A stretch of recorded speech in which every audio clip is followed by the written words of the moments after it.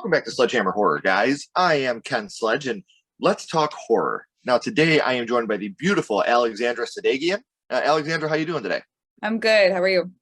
I am doing very well. Thank you so much for being here. This is super cool to be able to talk to you about how horror started for you. But Yeah, thanks for before having we me. do that, I want to talk a little bit about you for people that don't know you quite yet. You are an actor from New York and the New Mhm. York Film Academy alumni. Now, that's super, super dope. What made you decide to go into acting? What made you decide this is what you wanted to do with your life? It was pretty much like love at doing it the first time. I don't know, like a less clunky way to say it. So so I tried acting first time ever. I was a freshman in high school. And it was an elective, and we were doing like this exercise where we were reading text back and forth to each other. And this was like a very, very basic intro to acting, like understand what you're saying sort of thing. Sure. And everyone was like just reading it like you would read out loud in class. And I was like doing it, and to the point where it came very naturally. A lot of the basics came very naturally. And I was from there, I was like, this is it. Right.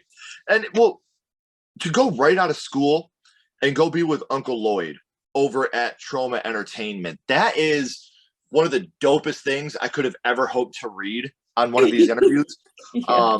Because and then you go onto Shakespeare's Shitstorm, and obviously as a horror fan growing up, Trauma was something very special to me. Yeah. The Toxic Crusaders, the Toxic Avenger, these are all things that meant so much to me as a child. And what's it like to have your name associated with Trauma Entertainment? That's something that you are in the trauma world forever. Like, what's that like for you? Yeah.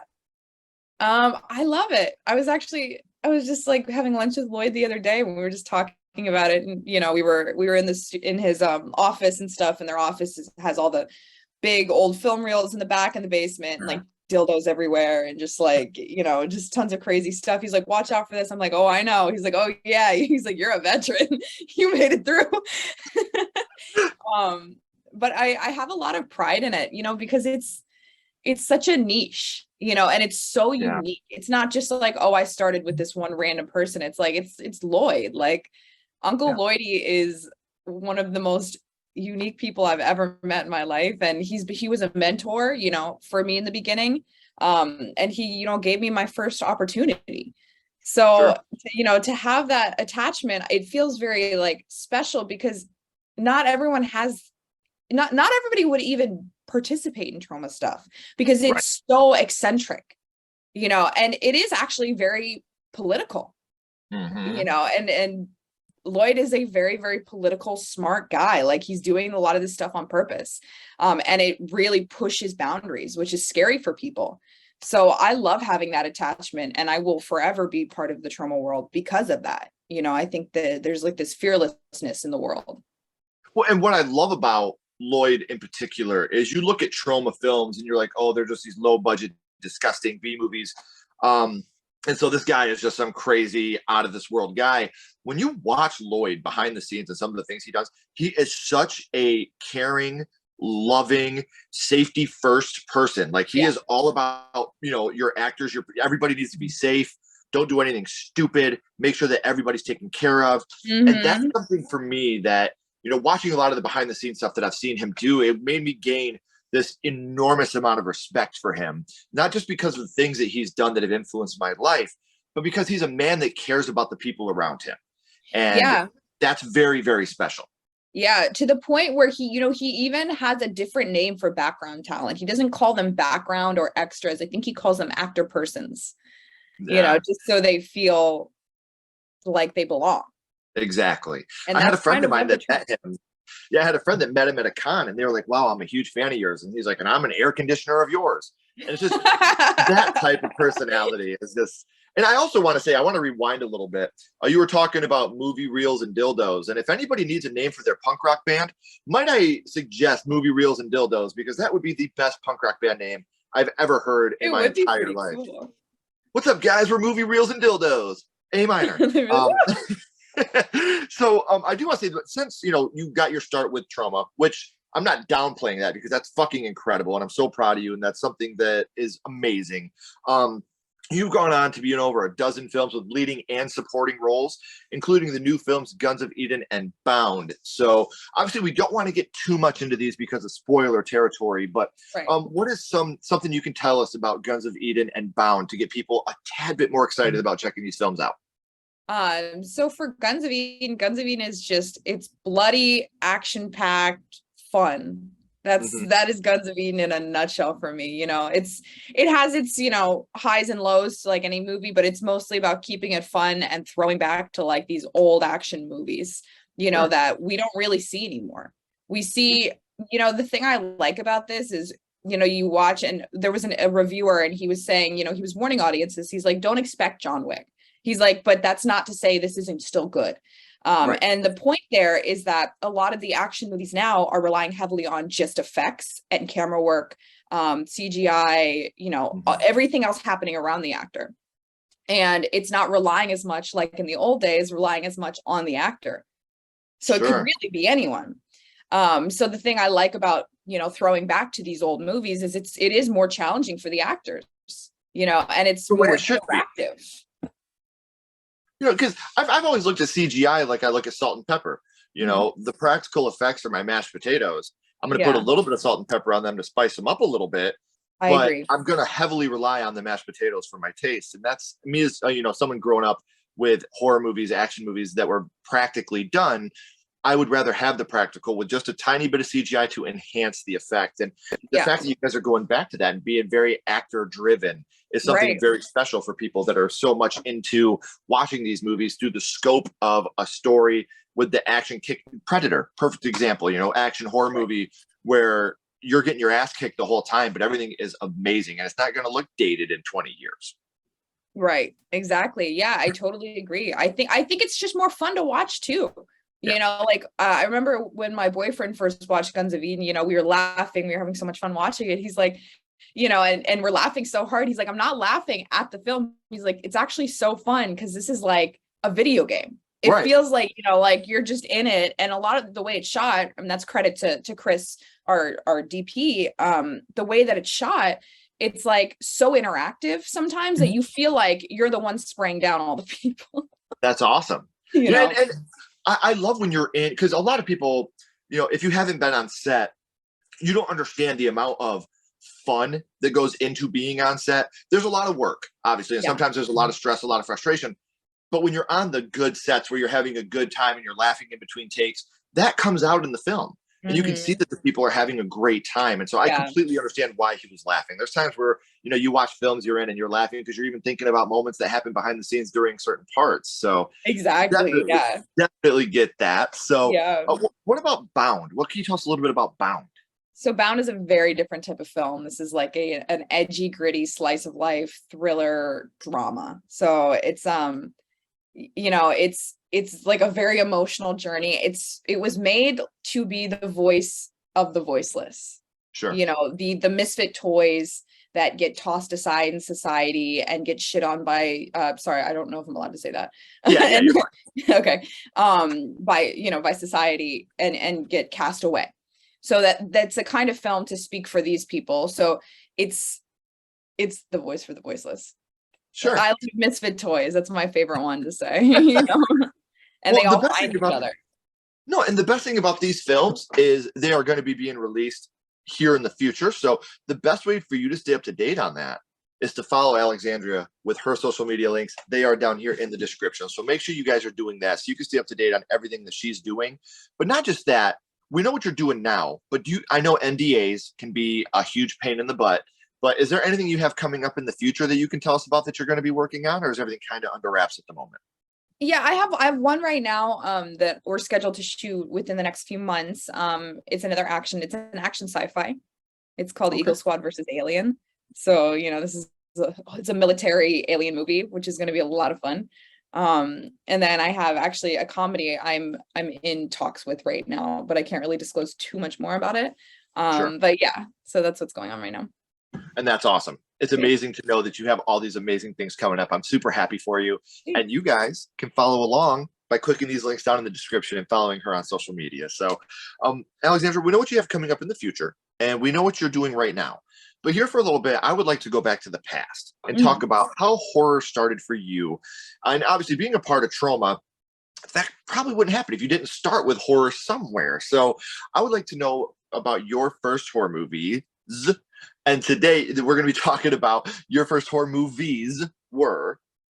So yeah, they're not necessarily the first ones I ever watched, but they're the first ones that I remember impacting me heavily. So that would be Shrooms, which is like super, like indie on early Netflix.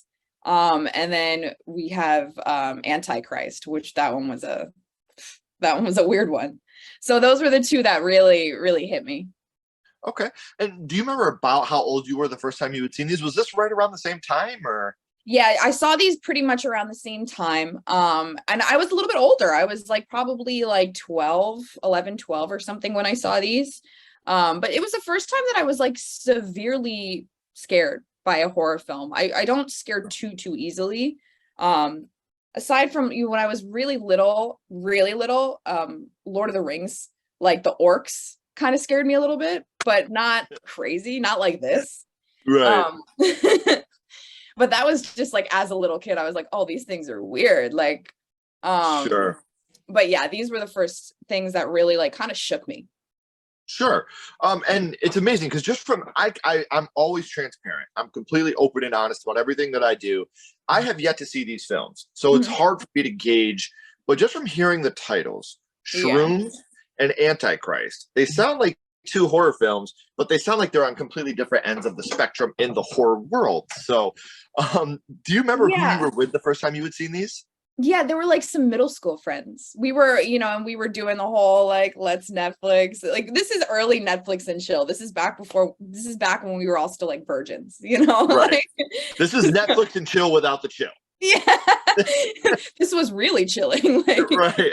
but we were all just like trying to hold hands and like that kind of stuff. So Sure. this is OG Netflix days.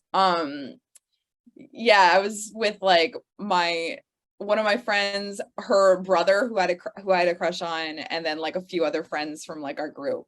And then I think they had some of their guys there too. So it was like the intention to kind of like all hang out. Right. Well, You if the know. brother's watching this now, you blew your chance, bro. Yeah, for real.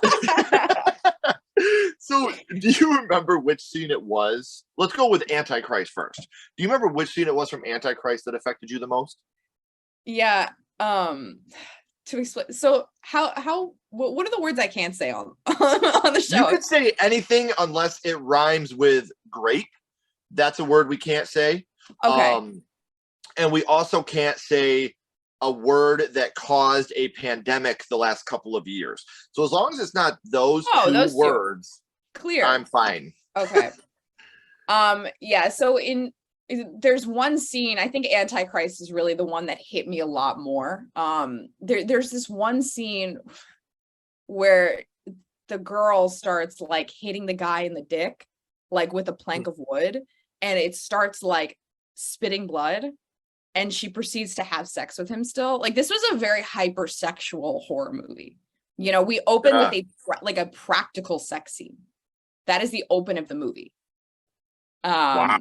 So it's a jarring movie, and that was like, Antichrist, you say, huh? yeah, it's literally, it is practical sex. It's it's glorified porn. Nice. But that is, it's one of those things that it's like, whoa, this is, that's what horror's supposed to do. Horror's supposed to impact Yeah. you like that. So to see that, I was just like, nobody's doing this. Right. Yeah. Well, on Netflix normally. Right. I mean, I'm just saying, if there's anybody in there that your kink is beating a penis till it's bloody and then having sex with it, I'm not saying you're weird, but my phone number is in the description. Yeah. um, but It is in the chat it's one of those below. things where, especially, you said you were what, around 11, 12, 13? Yeah. For a young lady like that, especially, I think a guy would look at that and go, oh, my dick. But, a young lady would be like, wait, slow down. What the fuck is going on here? Because I've always looked at things through the scope of, as a young boy, movies like Child's Play affected me a little bit more because I seen a peer on the screen, and my kid sister, movies like Poltergeist and The Exorcist affected her a little more because she's seen a peer on the screen. So Right. when you see a guy getting his dick beat in with a board, your peer would be the dick beater, not the dick beatee. So it's just a matter of how I just picture, like you brought your, your friend's brother over, and you're like, hey, well, we want to watch this movie. I kind of like you. And you're watching that scene. You're like, so this is how this happens, huh? Yeah, So and the anybody guys got are a like, board? oh my God. But that is, Mike, we got to have a conversation. woo, like talk about shock factor. That one was intense. Like, I was like, oh, she really did it. Like, right. That's incredible. And obviously, I like to put scenes of the movie on over top, but I also like to make money to feed my wife and my kids, guys. Yeah, so I don't know if this. I can't put those clips on over top, but I will try to find a link to Antichrist and Shrooms. Those will also be in the description. So if you're into bloody board wiener sex, maybe that's your thing. Yeah. Let's pause to Shrooms real quick. What would we talked about which scene affected you the most from Antichrist, but what would you say your favorite scene from Shrooms would be? It's really like, so it's like a heady like plot twist kind of thing at the end. So I don't want to spoil it. It's really the ending that really did it for me, where I was like, oh my God, I'm terrified. And that's just like finding out that it's not the way you thought it was. So I can't spoil it, but it's shrooms in the woods and it turns into a horror movie. So it's pretty like, I think everyone can kind of assume what happens there, because some shrooms are not good. Yeah. Yeah. Word on the street is you don't always have a good trip when you're doing this stuff. No. Yeah. So this isn't a happy trip kind of movie. This is definitely don't eat that kind of mushroom, ate the kind of mushroom. Done. Right. Like, and if you guys are watching this, I don't condone drug use. So if you're going to eat mushrooms, just put it on your pizza. That's all you need to do. My drug has always been horror movies. I'm a recovering addict. So since I've, 10 years now, been completely clean. And for me, it's horror movies. You watch a horror movie, you get that high, and then you're constantly chasing that dragon again, trying to get scared and trying to have that fear again. And that's something that, since I was a little boy, is just the first time I watched a horror movie, I was just like, this is what I want to do with my life. I love this feeling. And it's just I was blessed. I was so blessed. I grew up, I had parents that loved me. They were a little too young, but we owned a video store. And it was a little mom and pop video store. So I had, my fingers in movies my whole life. And so this is something that's always been super important to me. And to watch you talk with such glee about, bad trips and bloody wieners, it's amazing to me. And it's just funny that Antichrist is one of the first movies you watch. And from what I've heard of it so far, that sounds like the perfect trauma film. So it sounds like it could have been a direct bloodline into what you're doing now. Yeah. And I think, and even to this day, I'm like looking for that, because I feel the same, but I feel like a lot of horror movies now aren't scary. Sure. And, it's a really interesting concept. Like, what makes a horror movie scary? Like genuinely scary, like make you have a nightmare scary, like give you that rush scary. Because I can tell you this, I'm 36 years old and I thought I was completely desensitized to horror. But in the last 2 years, there have been 2 movies come out that have really, really scared me. And that's The Dark and the Wicked, which you can get on Shudder right now. It's fucking terrifying. And a movie that just came out about a week ago, and it's called The Harbinger. Oh my God. That movie is so damn scary. It's about like dying is scary enough, but imagine there's this monster that can take you and eat you, and you never were. You never existed. The people that loved you never knew you. And that to me, I've been with my wife for 17 years. I have 3 beautiful kids. The idea of me being erased and thus erasing my kids and the love that my wife and I have for each other is a scary, scary thought to me. And that movie really rocked me. So yeah, I will send you those movies. So hopefully you can check them out. I think that they genuinely scared me. Yeah, I think it is the concept. That's the scariest part of it. Is it's not just like a jump scare. A jump scare won't stick with you forever, but a concept will stick with you till the end. It will create 100%. Real fear. Like Jaws isn't really a horror movie, but like how many people are afraid of sharks now? See, I will argue to the death. I think Jaws is 100% a horror movie. I know, right? Like I think that movie is one of the scariest films of all time. And it's all your imagination. Like you barely ever see the shark. Yeah. Like the shark is barely visible, but you got the scene at the opening of the girl getting dragged back and forth. Terrifying. Yes. And then Alex Kittner, the boy, when he's flopping in the water and you see the blood coming up. Yeah. There's just so much about Jaws that rocked my world as a little boy. I didn't potty train for a long time because of Jaws. But I was like, you got to poop on the potty. I'm like, there's water in there, right? And yeah. Like, no. No thanks, Mom. No. But Yeah, so that's kind of, I think because I became so curious about that, the trauma world intrigued me because it is scary in a way. Some of the stuff they do, like the fearlessness is scary. And I Yes. think that that's where some of the best art is found. So I think totally like that passion. And even to this day, I'm looking for like a great horror script. Like I really want to do a really good horror movie. Yeah. If you do, please hit me up right away because I would I love to know. promote the hell out of it. Yeah, I know. So I'm in pursuit for like the perfect horror movie. I'm so excited for you. Yeah. So with Christ and Shrooms, which one of the two movies would you say had the longer lasting impact on you between the two? Antichrist, 100%. Okay, I wasn't sure which one, but yeah, I gotta ask. Now, I don't think these movies are part of a franchise, so I can't go there. But one thing I can ask you, because right now in Hollywood, we all know that remakes, requels, sequels, that's kind of all the rage on what they're doing right now. Mhm. Would you like to see these movies either remade or sequeled today? Not really. I don't know. I don't think they're old enough. Okay. I think once it gets so old that you like that there's no chance you would have seen it, then maybe remake it. But Mhm. I'm like so tired of remakes. Sure. It's Well, I think no, go ahead. everything's a remake. So there's like, and then there is so much new content out that people don't even see because it's only the remakes that are getting publicity. Because they And I haven't think that been people are out. starting to realize that. I mean, you Yeah. look at what Smile did this year. You look at what Terrifier 2 did this year. These Mhm. movies that are low budget original horror movies are beating your Screams, your Halloween Ends, because people are tired of seeing the same thing retreaded over and over again. We want original content, and Yeah. horror is with all the streaming services and everything that happens, it's so hard to keep up on every single thing happening, and there's so many people out there that are making amazing art that are getting Right. overlooked because of these remakes that are taking over in Hollywood right now. Right. And it's just like, I don't know, like if you're trying to recreate it, like why I don't understand why you're trying to recreate this. Like these moments have already happened and they're Right. immortalized on screen forever. So Right. like, it's just like the audacity to be like, we're gonna make it better or something. Like, and it's like, like I'm not sure you are. Like, Right. and they usually don't. And there are obviously exceptions to the rule, but like I think it's just like, so like we're talking about Jaws, like it's the unknown elements that made that movie so scary, like the shark not working, Mm-hmm. because the shark would have been there a lot more, and it would be arguably less scary, Yeah. like if the shark was there more. It's the imagination that made it terrifying. Right. And see, I think that even the worst of the worst remakes can serve a great purpose. Mhm. I mean, I loved Halloween 2018. Obviously, it's not a remake, it's a continuation of the story. Right. But when Halloween 2018 came out, the sales and views of Halloween 1978 Mhm. spiked like 36% or something like that. Okay, So so the I see people it. that had never seen it, they went back and revisited this stuff. So with Okay, remakes, it that's a good can't point. happen.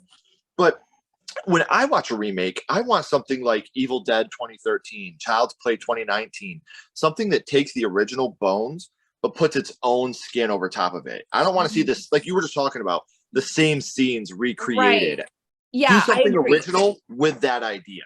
I agree because I did love that Evil Dead. That Oh, was so a good. scary remake. So good. That And it was was a really good remake. what I loved about it is that was right about the time that I was getting sober. And Mm, the idea of them going to the woods, not to party and get fucked up, but to get their sister or their best friend clean. right. We're taking you out here to seclusion where you don't have your dealers, you don't have your cell phone. And then the shit, we can't leave because we don't know if she's just being manic or what's going on. I love the idea. I thought Fede Alvarez, they did an amazing job with that film. It blew me away the first time I watched it. I'm watching it in the theater, and there's moments where I'm literally, tears streaming down my face because I Wow. feel the pain when she's like, there's something that stinks and you guys won't believe me. It's not sad, but I feel what she's going through, the Right. addiction. And it's such a Right. sad feeling when you feel like you're alone doing this. So Hmm. just know, Oh, guys, you're never alone. There are people that are going through it with you. If you're suicidal, if you have addiction problems, please reach out. There are people out there that love you, that will help you, even if we've never met before. Now, I would like to throw a little bit of a curveball here for you for a second, mhm. Alexandra. We talk about your first horror movies and how horror started for you. But my little buddy Ghostface, he did take a break from filming the new Scream, and he has a question for you. Okay. What's your favorite scary movie, Alexandra? Oh What is my your God. favorite horror movie of all time? That's such a good question. I don't know. Like I've actually I'm kind of looking now because I've been going through like I watched like Hereditary and like I watched like what is it, Mother, the Jennifer Lawrence one recently. I need to see the new Terrifier because I know that one's supposed to be really scary. I don't know actually off the top of my head for scary movie. I will always love The Exorcist. I will always, because I think it was just like that idea is terrifying. I love supernatural stuff. Sure. You are gonna love The Dark and the Wicked. Yeah. Because that's like that, you can't control that stuff. That's why I like it so much. I grew up in a very religious household. So anything to do with religion like that, it scares the hell out of me. As a kid, like we talk about this too, like movies that can impact you in different ways. Like I watched The Exorcist as a kid, and I'm like, fuck that girl. Set the house on fire, burn it down. She's done. Yeah, she's dead. Literally. As a parent, I've said this on the podcast before, so people that are repeat viewers, I'm sorry you have to hear me say this again. But that when I'm watching The Exorcist, one of the saddest, scariest scenes for me is when they're all standing around the bed and Help Me gets carved into Reagan's stomach. Yeah. So that little girl is still in there trying to get help. And that moment to me is so heartbreaking and terrifying. Like I'm a father and my one job is to protect this little girl. And I can't do that right now. Right. Nothing scarier to me than that moment. I please tell me what to do and I will save you. I'll give myself if I have to. Yeah. But I don't know what I can do right now. So definitely understand that. So that one, also The Shining, and does Clockwork Orange count as a horror film? Oh my God, yes. Oh, like, 100%. That one too. Devastating. Those three kind of are like they stick with me. Like I have like shoes that have like the twins on them from The Shining. So that's definitely one of the big ones. You guys but yeah, I would say those three. Well, I mean, you guys are watching this right now over top of while we're talking, and you can see Danny riding his little tricycle around. Even though the volume isn't playing, I know every single one of you can hear this scene right now. That's how impactful The Shining still is. And well, while we're on that subject, I would like to ask you before I let you go, because I know you're a very busy lady, and I appreciate the time you did take out to talk to me. Did you see Dr. Sleep, and were you a fan of Dr. Sleep? I didn't get to see Dr. Sleep. I will tell you this. I recently did a top 10 sequels of all time. That was my number one. Really? I think Dr. Sleep, the sequel to The Shining, is not only one of the best sequels of all time, I would say that it's a better made film than The Shining. It has a better villain than The Shining. And it's one of those movies that as I'm watching it, you could honestly go into that movie having never seen The Shining, and everything in the movie will make 100%. It will make sense. You don't get a lot of Shining references until the third act when they go back to the motel. I see. But throughout the movie, it's just Danny as an adult, and you get introduced to new characters that, like I said, my wife and I did a March Madness bracket of villains, and Rose the Hat, the villain from The Shining, made it to my championship. That's how highly I think of her. So I'm definitely gonna be that annoying guy when we're done here that sends you a bunch of movies like, please watch. Please do. Yeah, please do. I love it. Before I let you go, we always go back to the same thing. And now we're going to do this twice because we're talking about two movies now. And what we're going to do is we're going to rank these movies on a skull count. Now, we're not ranking Antichrist or Shrooms on acting, production, score, direction, nothing like that. What we're doing is we are ranking these movies strictly on how much they affected you on your first viewing. So let's start with Shrooms. 0 skulls being not effective, 5 being extremely effective. What would your ranking of Shrooms be? From the first time I saw it, not like if I were to watch it now. First time I saw it, just the first time you watched it, how much it affected you? Definitely like a 4. Okay. And what about Antichrist? A 5 for sure. I haven't seen it and it's affected me a 5. Yeah, it's weird. It's just weird. Like it's just not like you wouldn't want any of this to happen to you. Like, I believe you. Yeah. From both sides, it doesn't sound very appealing. So we did say this at the beginning, guys, but we are at the end of the third act. The credits are about to roll and the curtain's about to drop. But before that happens, there are some social media links down here that need some loving. So make sure you're clicking these social media links. Make sure you're giving her a follow so you can stay up to date on everything that she has coming up. Alexandra, please don't go anywhere. I got a couple more questions for you.